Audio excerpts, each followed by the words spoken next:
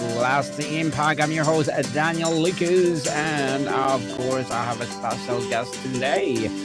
He's a leading expert in behavioral threat assessment and the founder of the TVTP. Okay, so none other than Mr. Robert Mahoney. Thank you. Pleasure to be here. Welcome, Mr. Robert, Entrepreneurship 101. And can you please introduce more about yourself that I missed? Sure. So Robert Mahoney, I've been in this field of targeted violence and terrorism prevention, which is the acronym of TVTP, which is the website, TVTP Solutions. What I've been in this field for roughly about going on almost 18 years. So I've focused more on sort of emergency management, but have moved when I started this company, decided that targeted violence prevention was going to be the space that I wanted to focus on. Really what we do is we are a consulting service, but we're also an education service. We focus on community sectors such as education sector, law enforcement sector, public and mental health, as well as sort of your community groups, local community groups, statewide community groups, on teaching them how radicalization happens, the pathway of violence, what to look out for in terms of behaviors, and then consult on how we use prevention methodologies and strategies so that we can intercede on these individuals' behalf before they even consider doing something violent and keeping us all safe. Yes, and thank you so much for sharing your knowledge and wisdom to the world for keeping us safe, Mr. Robert. Let's start at the beginning. What was the pivotal moment or series of events that led you to focus specifically on behavioral threat assessment that ultimately found this targeted violence threat prevention? Yeah, so what I realized, having worked in various levels of government and community, municipalities and things like that over my tenure, has been an over reliance on sort of protection or preparedness slash response type security measures. And there's a place and a value to all of that stuff, but I felt that there really was a lot there on the prevention side, of looking at these individuals. And after these attacks happen, you often hear about they were on the radar of law enforcement, or a lot of people within the community had expressed concern about their behavior or what they were doing. And there seemed to be a stumbling block amongst these sort of entities that we rely on to sort of intercede on these people's behalf when they're struggling or if they're about to do something threatening. And there was a threshold that just wasn't being crossed, or there was a lack of communication between these entities regarding this individual. And so I decided that this was an avenue that I wanted to attack. And behavioral threat assessment is a tool within the prevention toolbox that is used to really pinpoint where the threat is and how credible that threat is. A lot of people get mixed up or get too enthralled or wrapped around what is being said or the type of movement that an individual is latching onto or expressing certain views and things like that.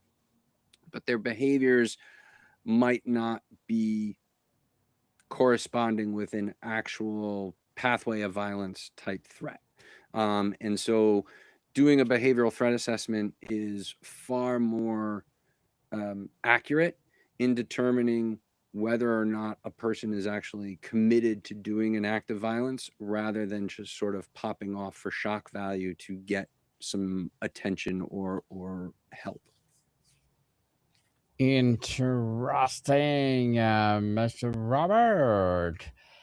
So, the name targeted violence threat prevention solution suggests, how did you arrive at the specific framing as one core of your mission, and what does it encompass the broader security terms might miss?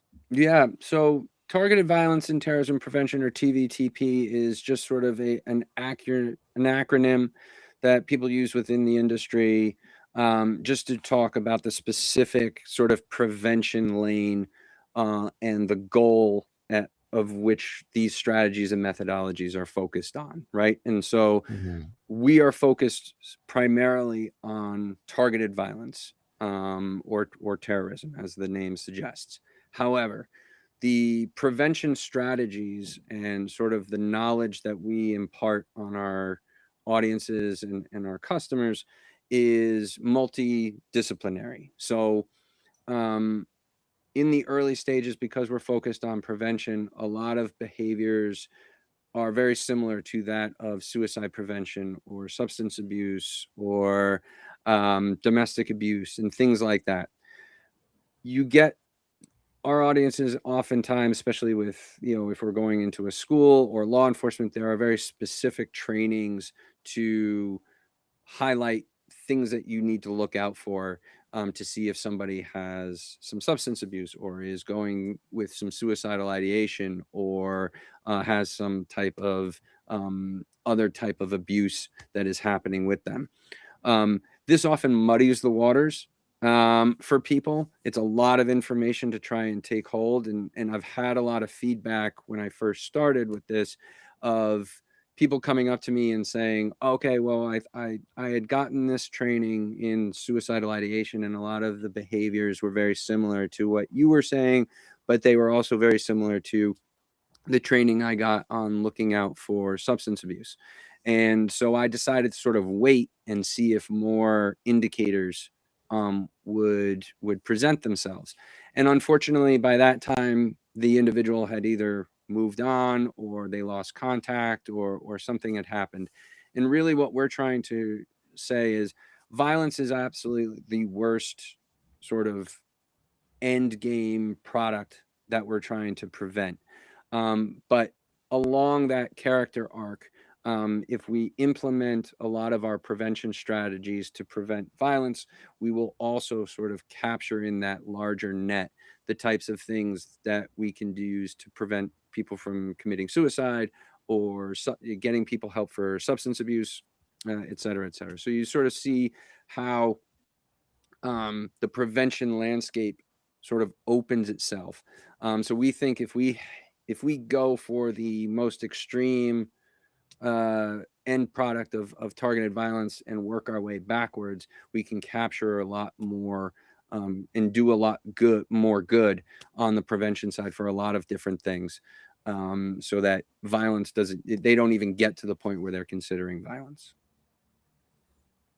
Very well said, Mr. Robert. In your view, what is the single most critical misconception the public and even many organizations have about behavioral threats that you aim to correct?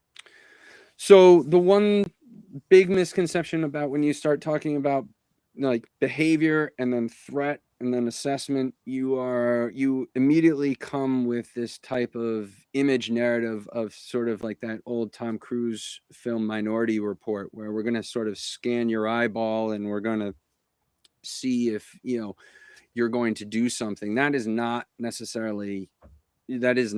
at all what behavioral threat assessment is. It is really taking the totality of looking at the person and the behaviors and the risk factors that sort of led up to the point, or seeing escalation in behavior and trying to get to that person help, rather than passing it off as some sort of phase or something that, as I mentioned earlier, we're going to wait to see if more things present themselves.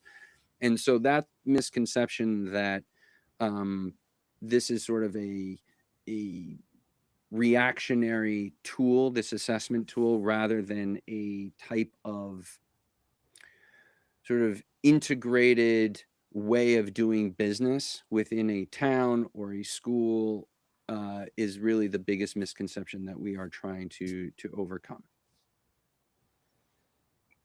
Mr. Robert, let's talk about the methodology beyond profiling. In a core tenet of modern threat assessment is about behavior, not profiles. Can you unpack this distinction and share an example of how focusing on the wrong thing creates a dangerous blind spots? Yeah, so this gets really kind of deep into just the psychology of radicalization, and profiling and things like that. And as I mentioned a little bit earlier, a lot of people focus on the specific topic or um, ramblings or sayings that an individual will have. And we like to do what most people would call an intervention. In the prevention space, what I try to teach is that intervention has a power dynamic, of sort of a top-down power dynamic, where you are going to somebody and saying, what you are saying, what you believe, what you are doing is wrong. And what that actually has is um, it's a counter effect on the human brain. A lot of these individuals who latch themselves onto these types of movements or certain grudges or grievances and things like that, there's a lot of intangibles that come with them. There's a sense of identity that comes with it. There's a sense of community. Most of these people will go online and have sort of community groups where they talk to one another of like-minded individuals. And then there's a purpose that also comes with it. And so once you have those three elements, the message almost gets lost. It's not so much that I agree with the message, it is everything that sort of comes with it. And so when you come up to me and do an intervention and say what you're saying is wrong, what you're doing is wrong, the natural human reaction is to actually dig in your heels, and you actually force the individual to become more strident in that, because it feels more like a personal attack than you sort of trying to extend a hand to help. And so one of the prevention strategies that we use, and certainly with behaviors, is trying to look and see what types of behaviors are happening. Are they withdrawing themselves from the overall community? That's a huge sign. Isolation is a really big indicator of behavioral indicator of sort of going down the pathway of violence. Are you obsessed, pathologically obsessed with a certain topic, or with previous shootings, or grandizing types of violence and things like that? That is another behavioral indicator.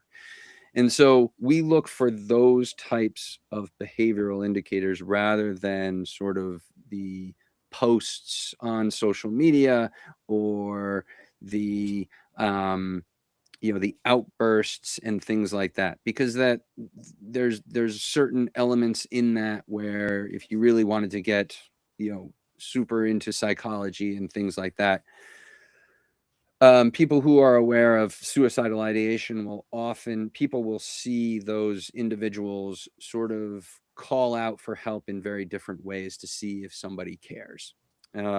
People who are sort of down the pathway of violence, there is a root of thought that believes that those individuals' behavior will become more and more escalated to see if they can push the envelope and push the boundary before somebody comes to try and help them.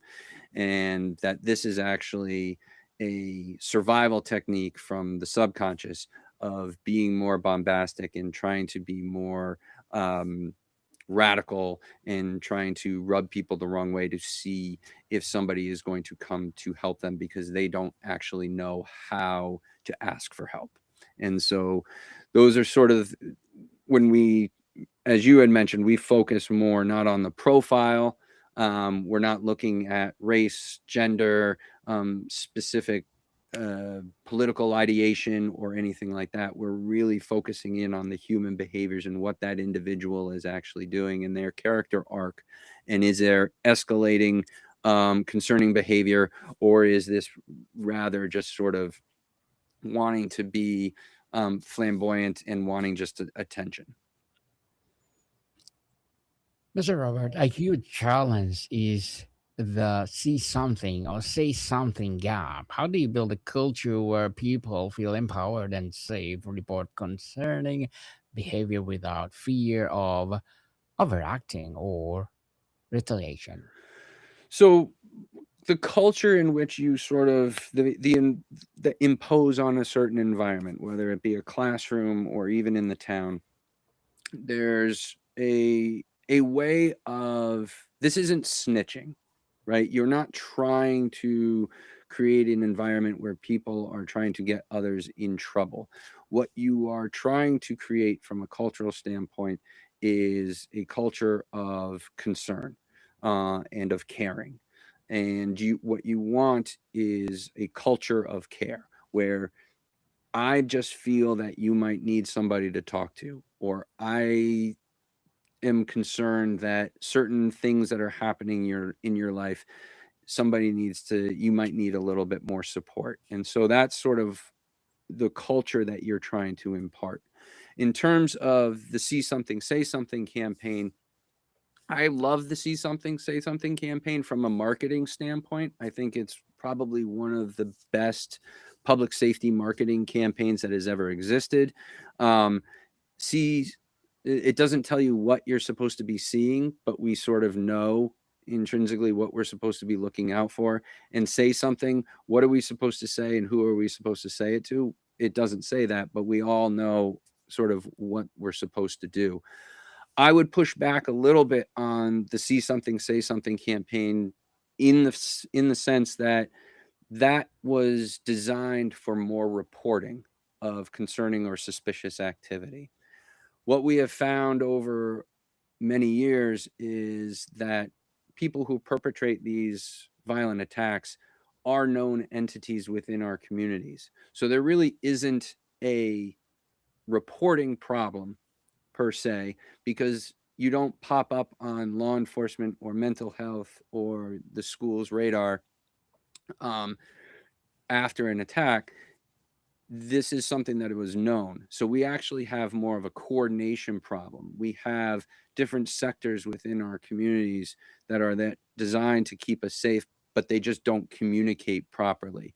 And there's really no coordination between them in order to um, collaborate their assets and their capabilities and put it towards helping that individual.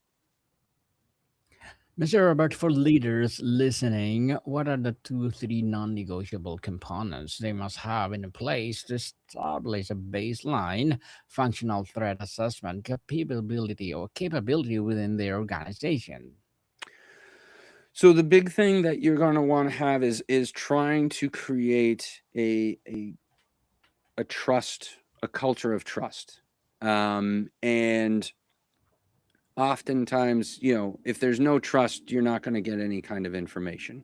And the other things that have sort of, I think I've probably, you know, nibbled around the edges earlier in the conversation is you need to have sort of a process to nip things sort of, or pay attention to certain things that might be minor or very innocuous. Things such as the breaking up of a boyfriend or a girlfriend, or the death of a grandfather, or having a string of bad test results, or things like that, don't necessarily lend themselves to a threat assessment team, right? You're not going to bring those types of things to a threat assessment team. However, those are the types of things, those sort of death by a thousand paper cuts can really contribute to an acceleration in behaviors that are more concerning. And what you don't want is to be on the back foot and wait or develop some type of threshold where the individual all of a sudden crosses the threshold and then you activate your threat assessment. What you want to do is you want to integrate your threat assessment sort of into how you just do business, where everybody is taking sort of a temperature check on everybody else. There's a good trust and team build that's around that.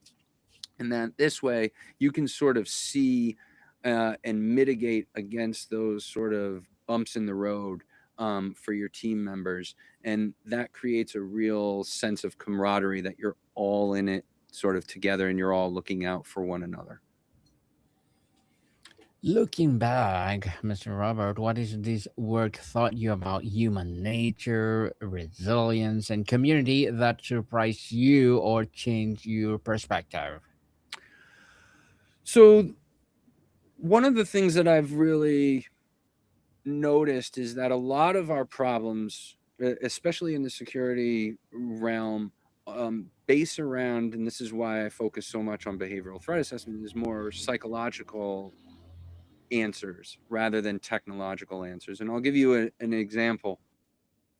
So I went into a liquor store one time in a city close by, and it had big, giant, bright fluorescent lights, and there were some bars on the windows, and I had to go through a double door, and the front door is,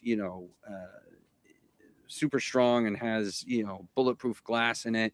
And I have to go, once I get through that door, I have to go through a metal detector. And then there's a armed security guard who wands me down. And I go into the liquor store, and everything is, floor to ceiling bulletproof glass. And I can see all the TV screens with the CCTVs and everything else. And I thought, like, wow, like, this place is the most secure place that I've ever been. And yet I have never been more scared in my entire life, because the narrative wasn't, oh, wow, they have all these security measures in place, this, I feel safe. It was what goes on here that they felt the need to put all these security measures in. And I think that's a real important psychological thing for security and safety and prevention that just intrigues me. And that's sort of why I focus so much on this, is because a lot of the time the narratives that we think, or the technological or logical approach towards keeping people safe, is often wrong. And that individuals who go down the pathway of violence are not necessarily following a logical pathway. And so trying to put technological measures into somebody that is not being logical often is like putting a round peg in a square hole, or a square peg in a round hole, however you want to put it. So it's really the psychological answers to these sort of problems, which is really what intrigues me the most about this field. Mr. Robert, before we wrap up our discussion for today, I'm inviting you to please do listen to my other podcast, people, because my Abstract Essay is already in sixth season, Abstract Poetry in third season, and my Book 101 Review in sixth season as well, Comedy 101 third season, and of course, my Food 101 in sixth season too, Geography 101, Love Letters, Movie 101 Review, Music 101, our fifth season, Science 101, Sex 101, fourth season, Trivia 101, Law 101, Mental Health 101, Motivation 101, Entrepreneurship 101, and of course, my Bible Verses 101 are my baby podcast. So listen to them wherever you listen your podcast. So, Mr. Robert, what emerging trend or shift in society keeps you up at night regarding the future threats, and how is TVTP solutions adapting to it? So what worries me the most is sort of a breakdown in that identity, community, and purpose. That is sort of what keeps me up at night. Everything that we do from a behavior standpoint really focuses around, or is gravitated towards, those three pillars. Um, and as that fades, or as that is ripped away from us, the trauma of having to reestablish an identity and a community and a purpose can be often too much for an individual to bear. And so that is sort of why I see more people latching on to more and more extremist movements, and doing more extremist behavior, because the the inability of the human mind to sort of break away and find something rather than just continuing with something that is giving them that sense of identity, community, and purpose, is a little bit scary. And so again, going back to sort of the intervention, going from that top down power dynamic, rather than trying to offer other options that might provide that identity, that community, and purpose that look a little bit more fulfilling, rather than trying to cut off cold turkey, is kind of what keeps me up at night. Well, Mr. Robert, again, thank you so much for sharing your knowledge and wisdom today. So can you please invite our listeners to support your advocacy, your business, or whatever projects that you want to, well, promote Yes. entrepreneurship? Yeah, so if you go to the website, tvtpsolutions.com, you can contact me directly. You can book something, you can book a training. We can do it in person or virtually. I can customize it based upon, the audience and everything else. So I look forward to that. There's also a YouTube page where we post some educational videos. That is also linked at the tvtpsolutions.com. So by all means, please visit the website, get in contact with me, and we look forward to working with you. Yes, people, let's support Mr. Robert, because if you support him, pursue more and more empowering like this to rise. So I have one more question, Mr. Robert. Finally, a forward-looking question. Where do you see your field of threat assessment evolving in the next 5 to 10 years?